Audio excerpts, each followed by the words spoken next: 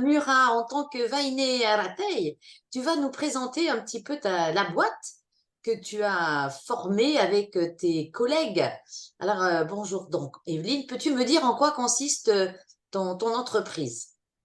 Alors, nous avons monté cette entreprise il y a cela plein d'années, où à la suite des problèmes fonciers, je me suis rendu compte, moi, qui avait déjà travaillé sur les successions, les recherches généalogiques, etc., et les recherches pour inventaire de succession en métropole, j'ai donc émis le souhait de continuer en Polynésie depuis que je suis revenue définitivement en 2002. J'ai rencontré mon associée Simone Taouetou, que j'ai formée et qui m'a supportée, surtout parce que j'ai une certaine rigueur dans le travail.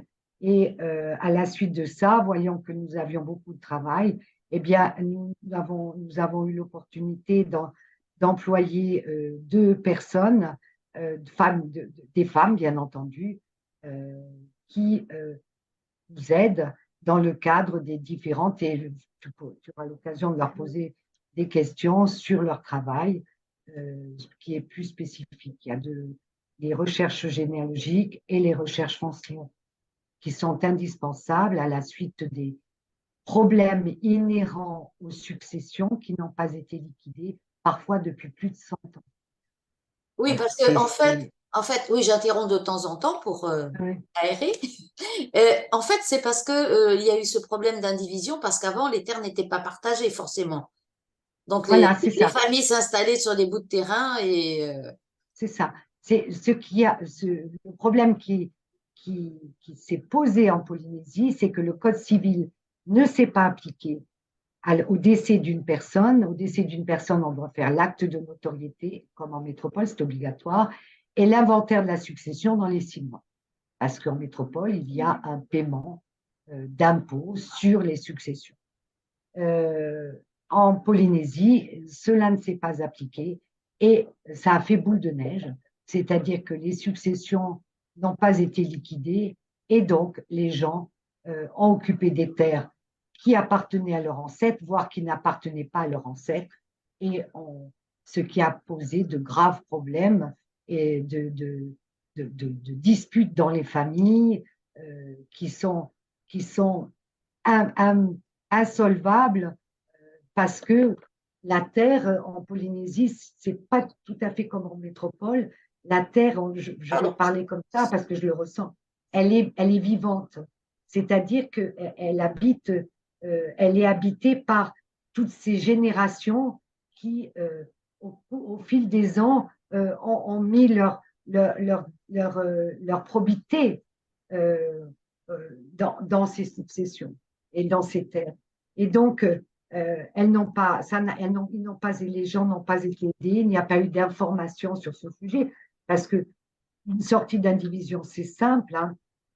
Il faut démontrer sa qualité à agir, c'est-à-dire faire les généalogies, les recherches généalogiques pour montrer qu'on est bien ayant droit de la personne qui a tomité ou acheté la terre et son intérêt à agir pour voir depuis parfois plus de 100 ans quels sont les actes du tomité, c'est-à-dire l'acte de propriété ou de l'acte authentique qui démontre qui a acheté d'une façon légale devant notaire une terre, les recherches foncières.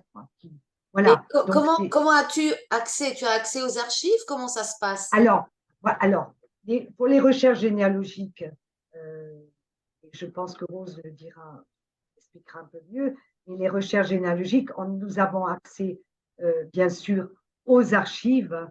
Nous demandons des fiches généalogiques à la DAF et puis des actes de décès, voire de civilité de personnes étant décédées depuis plus de 25 ans, voire 75 ans, dans les communes.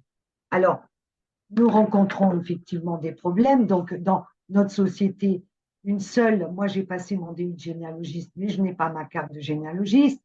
Mais Simone, que j'ai beaucoup aidé concernant son DU de généalogiste, a une carte de généalogiste. Et elle a également une carte, elle vous expliquera ce métier-là. Elle est agente de transcription des jugements, partage de thèmes. Donc, nous allons chercher un peu partout. Nous cherchons, nous démontrer que l'on a bien qualité à agir. Il y a effectivement les actes de civilité, c'est-à-dire naissance, mariage, décès, mais il y a également pour des recherches généalogiques anciennes des actes, voire des jugements de la haute cour tahitienne, voire des vieux actes d'achat ou de saisine des tout et tout qui démontrent que la personne, il est bien manqué. Voilà, il y a plusieurs documents qui permettent d'effectuer ces recherches généalogiques, ce qui est Donc, beaucoup plus simple c'est c'est beaucoup plus simple en métropole, puisque nous faisons également des recherches généalogiques en métropole. Et là, Rose me dit quel plaisir, parce que les communes envoient carrément toutes leurs archives et on fait nos recherches. Ici, c'est très limité. Il faut démontrer que c'est Simone qui fait la demande, elle a bien sa carte, il faut adresser le décret applicable en la demeure pour pouvoir obtenir les actes. Il faut en permanence montrer patte blanche pour pouvoir accéder à ces recherches et à ces actes. Eh bien, merci Evelyne. On va passer la parole à Simone. Voilà, merci beaucoup, à tout à l'heure. Alors, bonjour Simone. Est-ce que tu pourrais te présenter puisque tu es associée à Evelyne et quoi d'autre encore? Dis-moi tout. Je suis généalogiste, j'ai une carte professionnelle de généalogiste agréée et agent de transcription. Alors, ça consiste en quoi avoir une carte de généalogiste? Tu l'as trouvée dans une pochette surprise ou tu as fait des études pour ça? Ouais, j'ai passé le DU en 2016-2017 et après j'ai demandé ma carte professionnelle à la DAF pour exercer la profession et devenir professionnelle. Mais tu peux C'est nous dire, la... ouais, comment ça se passe les études ou la formation? Le soir. Le matin, tu travailles et le soir, tu fais en cours. Pendant 6 mois, on a fait en accéléré pour pouvoir avoir le diplôme de DU de généalogiste. Oui, c'est un sacré travail puisque en heures supplémentaires, tu devais être bien fatigué. Et tout le monde peut avoir sa carte de généalogie. C'est une formation qui est ouverte à tout le monde.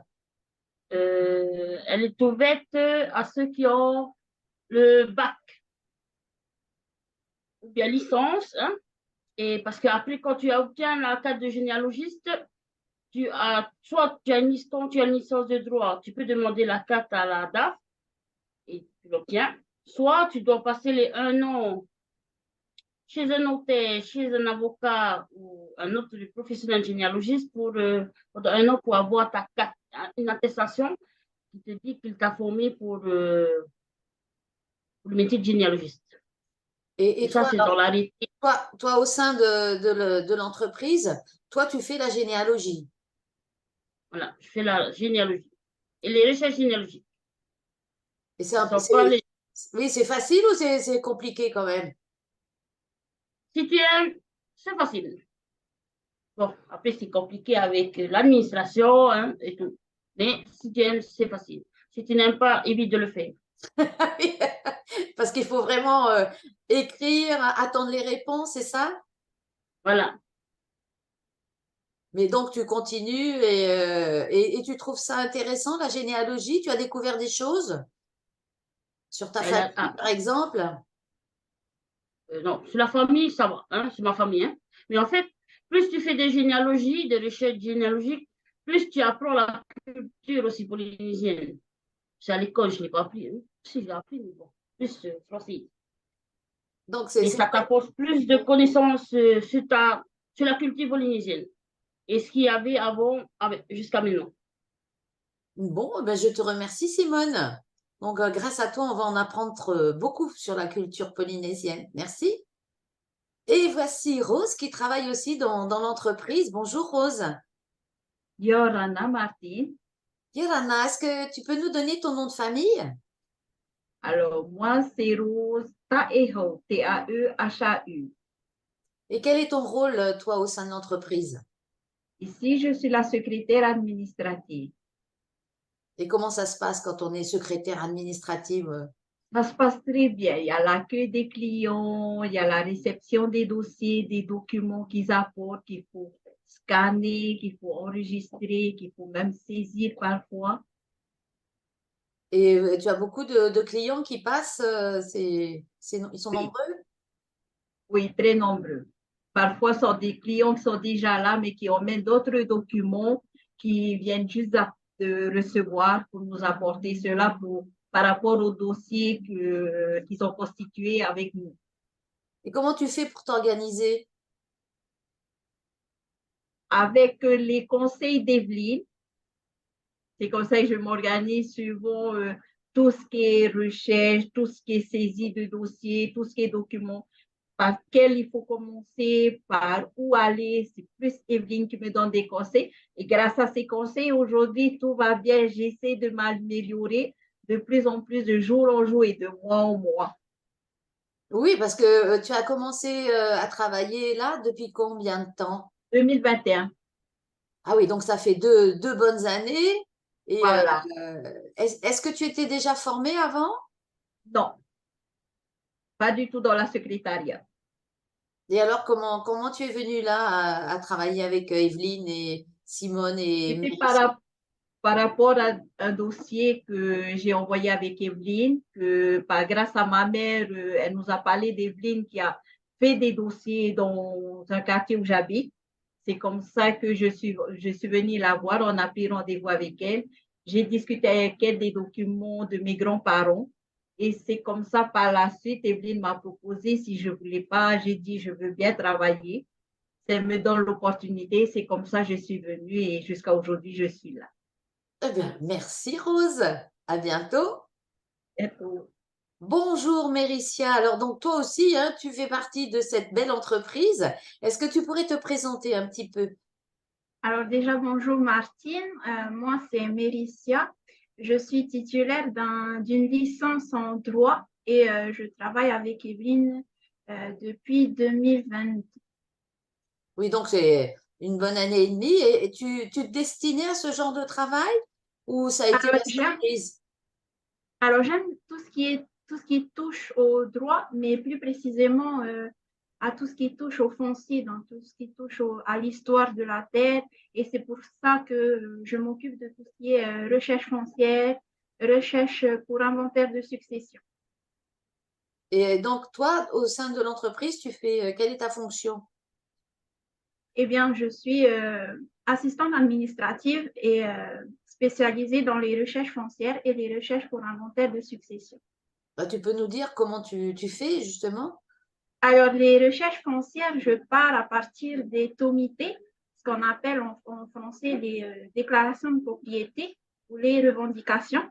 Et ensuite, je détaille l'historique de la terre en partant de ces documents jusqu'aux documents actuels.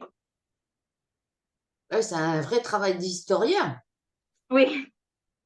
Après, il faut aimer l'histoire et il faut surtout aussi aimer apprendre de la terre sur laquelle tu es en train d'étudier.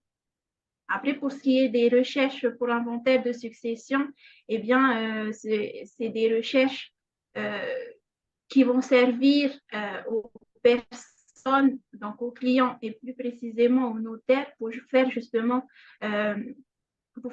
ce qu'on appelle un genre de tableau avec toutes les terres d'une famille.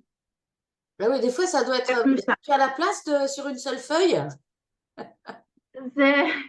Ça prend plus qu'une feuille, mais si tu aimes ce que tu fais, ça passe. Et tu comptes rester dans cette façon de travailler ou tu te vois aller ailleurs? Pour le moment, j'aime ce que je fais. Donc, non. Et Et puis, ce que je veux dire, c'est que j'ai toujours voulu me spécialiser dans le foncier et je ne me vois pas faire autre chose. et tu maîtrises la langue polynésienne, les langues polynésiennes? On est un peu obligé dans ma famille, mes grands-parents parlent haïtien. Non, mais ça sert aussi pour la recherche. Oui, c'est vrai que au niveau des clients, il y en a certains clients qui aimeraient qu'on leur traduise ce qui est dit en français. Donc, c'est sûr que la langue polynésienne, ça sert énormément. Après, s'il faut connaître toutes les langues polynésiennes, donc marquisien et tout, je connais que le tahitien, moi. Je sais juste dire bonjour en marquisien, donc oui. Oui, mais de toute façon, tu sais, et des fois, il faudrait traduire en français les textes juridiques qui sont déjà en français, parce que déjà en français, on ne comprend pas ce qui est dit. Donc, j'imagine bien. Oui, c'est sûr que des fois, il y a des clients qui ne comprennent pas vraiment beaucoup les articles ou sinon les décrets, les arrêts. C'est vrai que il faudrait faire une traduction en tahitien, mais bon, ça, il faut. C'est en Oui, discussion. et même une traduction en français du français, parce que des fois, Ouais. c'est très mystérieux, on ne comprend pas vraiment ce qui est dit. Bah, écoute, merci Démétia, on en sait plus grâce à toi. Merci. Alors Evelyne, ben, le mot de la fin, ça va être pour toi, pour nous donner quelques indications, comment vous joindre, comment vous procédez, avec qui vous travaillez à l'extérieur de l'entreprise. Alors, nous travaillons également avec des avocats et des notaires concernant comment on appelle ça, les recherches foncières ou les recherches, les inventaires de succession, pour les inventaires de succession. Voilà, on peut nous joindre au 89 47 17 58. Nous sommes basés à Pont-de-l'Est, à Papeete.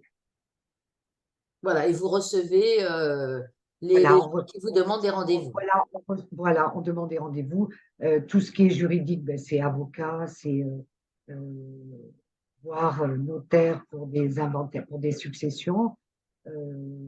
Voilà, nous restons nous ciblons bien notre travail, nous ne débordons pas et je reste très vigilante à ce sujet. J'aimerais également dire que lorsque l'on vient et si l'on ne parle pratiquement que la langue polynésienne, surtout le tahitien, Rose fait la traductrice puisqu'elle parle très bien le tahitien et je dis souvent le vieux tahitien, c'est-à-dire qu'elle est capable d'avoir une discussion et de traduire sans problème.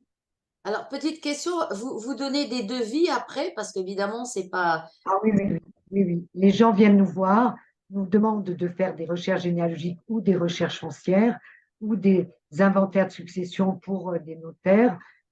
Bien entendu, nous faisons des conventions de prestations euh, et tout est indiqué à l'intérieur. Simone et moi sommes très, très vigilantes là-dessus. Voilà, au moins, ça a le mérite d'être officiel, Oui, quand oui, il y a une oui, tout à convention. fait, tout à fait, tout à fait. Bien, eh bien, écoute, merci Evelyne et Rose, Simone, Méricia nous avoir un petit peu expliqué ce que c'est ces recherches et votre entreprise. À très Et je bientôt. tiens, je tiens, je tiens à ajouter que dans le cadre de notre association Vaini Aratei, eh bien, je suis à la disposition des Vaini Aratei qui ont des problèmes. Si je peux les aider, je les aide. Si je les dirige vers des avocats, des notaires, des gens qui ont, eux, l'opportunité d'effectuer leur travail. Bien, eh bien, merci les Voilà, Vainiaratai no Polinetia et à exactement. très bientôt. Merci. À très bientôt, Martine. Merci beaucoup.